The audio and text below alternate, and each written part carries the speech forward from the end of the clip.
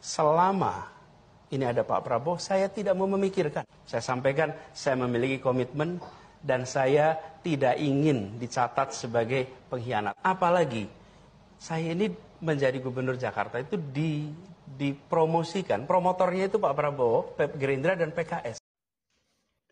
Oke, jumpa lagi kita dengan Cak Ompong. Bagaimana Bapak Ibu sekalian serta para sohibulane? Tentu dalam keadaan baik.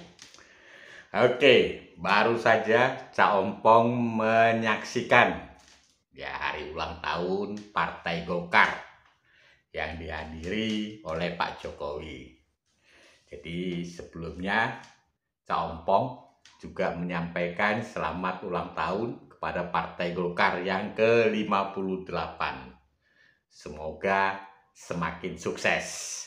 Oke, kita membahas ada dua pesan yang penting pada saat Pak Jokowi menyampaikan pidatonya di Partai Golkar. Yang pertama, jangan sembrono memilih capres. Yang kedua, jangan terlalu lama. Nah, kita coba membahas jangan sembrono. Nah, kenapa politik dan pemilihan capres itu ditekankan oleh Pak Jokowi jangan sembrono? Nah, setelah Cak Ompong coba mempelajari, memang politik itu kepercayaan. Jadi ketika seseorang diberi mandat, itu berarti orang itu sudah percaya. Dalam hal apa? Ya, dalam hal loyalitas dan kemampuan.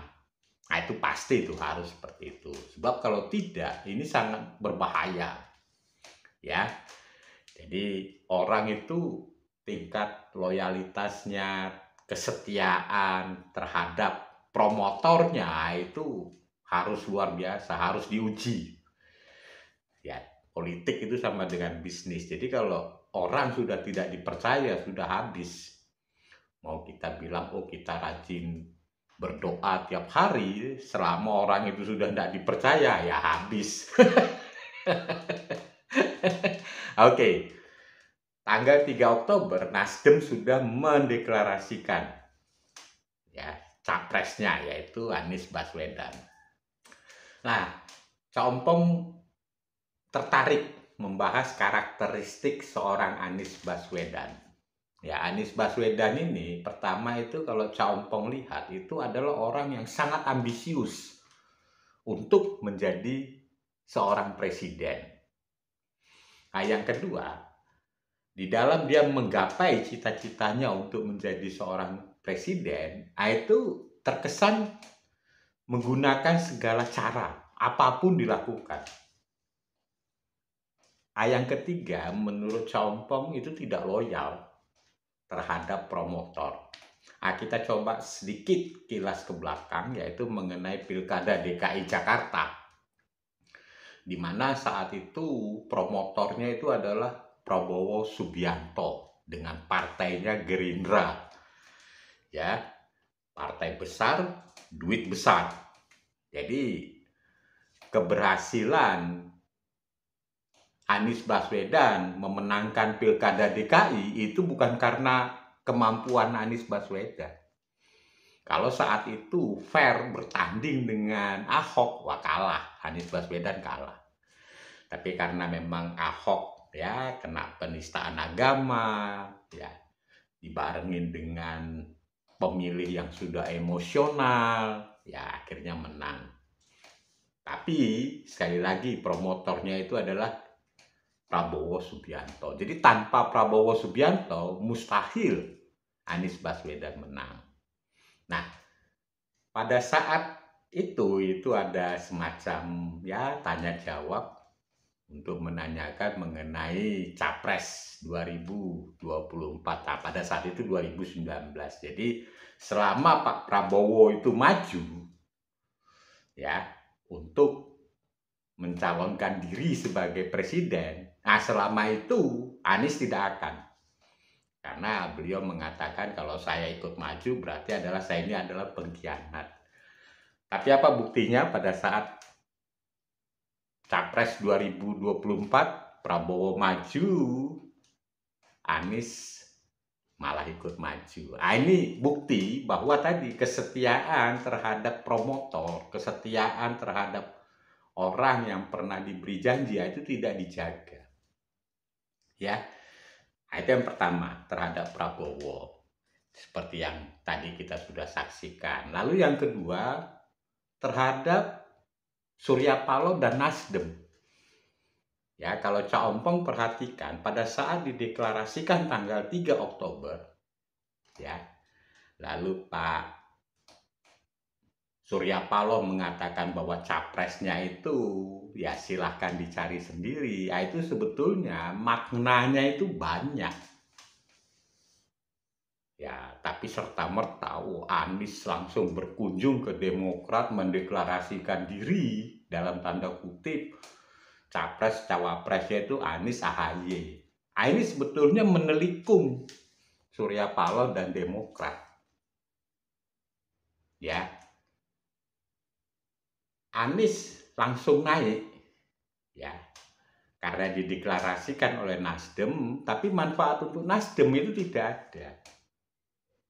Nah, harusnya ya kalau menurut Cak Ompong ya alangkah eloknya Anies itu sebagai ya penghubung ke Demokrat maupun PKS untuk bersama-sama bertemu dengan Nasdem. Nah, pertemuan itulah membicarakan siapa cawapresnya. Nah, ini seperti ditelikung. Jadi tidak heran juga ya Nasdem akhirnya mengeluarkan statement bahwa cawapresnya itu sebaiknya tidak dari partai koalisi. Nah, begitu statement itu keluar, bingung juga. Ya, kalau tidak dari partai koalisi, ya apa gunanya? Demokrat ikut mendukung, PKS ikut mendukung. Nah, cenderung skenario koalisi Anies ini, ya ini menurut pengamat politik warung kopi, itu cenderung bubar. Karena tadi ada orang, ada pihak yang merasa ditelikung. Ya, jadi Pak Anies ini memang rajin banget menelikung. Ya kan? Tadi kembali lagi karakteristiknya itu tidak baik. Ya. Kesetiaan terhadap promotor ya menurut pengamat politik di warung kopi itu tidak ada. Bahkan ada lagi yang mengatakan siapa itu ya? Saya lupa itu. Saiful Surveyor yang mengatakan ada capres ya disuruh makan babi aja mau gitu. Saya tidak tahu itu ditujukan ke siapa, tapi ada statement seperti itu. Ya, jadi memang diperlukan kesetiaan, loyalitas. Nah, itu kita bisa lihat bagaimana pribadi Pak Jokowi dan Ganjar terhadap PDIP dan Ibu Mega. Nah, itu luar biasa kesetiaannya. Bahkan banyak orang mengatakan kalau Pak Jokowi mau bikin partai, saat ini sebetulnya beliau bisa. Tapi itu tidak dilakukan karena tadi kesetiaan itu perlu. Loyalitas itu perlu. Harus totalitas itu. Kesetiaan dan loyalitas. Ya. Kalau kemampuan itu mengikuti lah. Tapi kalau kesetiaan itu loyalitas tidak ada, itu yang ya orang juga wegah. Itu yang pertama. Yang kedua itu adalah mengenai jangan lama-lama. Jadi kalau tadi menyentil Surya Paloh dan Nasdem mengenai ya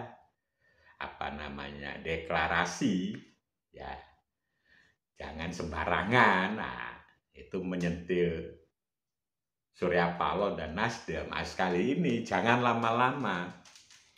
Ini juga memberi kode mungkin ya menyentil PDI dan Megawati untuk tidak lama-lama mendeklarasikan capresnya. Ya, seperti kita sudah dengar, Ganjar sudah siap, wah, menggelegar kemana-mana itu, hampir seantero Indonesia. Dan kalau menurut saya memang sudah waktunya, ya, supaya tidak gemesi, ya. Jadi pidato Pak Jokowi tadi itu memberikan dua. Satu adalah deklarasi capres, ya, jangan sembrono. Nah, yang kedua, ya, jangan lama-lama. Nah, demikian kesimpulannya. Sampai jumpa lagi kita dengan Cak Ompong.